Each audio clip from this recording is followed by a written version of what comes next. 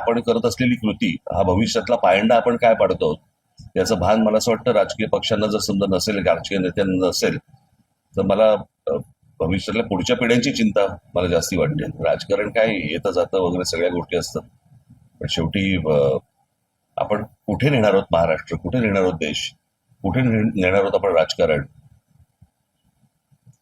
आणि खूप गलिच्छ जे आता काय महाराष्ट्रात पण जे काय फोडाफोडीचं सगळं राजकारण सगळं सुरू आहे आता,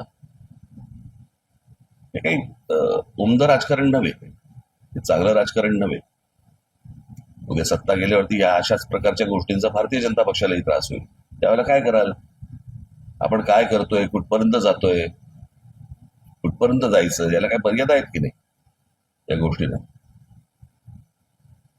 काय मी तुम्हाला एक गोष्ट सांगतो, मी अनेकदा आमच्या लोकांना मी सांगत आलो, ज्या वेळेला आजपर्यंत जगात एखाद्या सत्ताधाऱ्यांनी त्यांचा विरोधक अथवा दुश्मन म्हणता येत नाही, पण दुश्मन विरोधक ज्या वेळेला संपवलेले आहेत, त्या वेळेला त्यांच्यात विरोधक आणि दुश्मन तयार झालेले आणि त्यांनीच त्यांना संपवलेलं.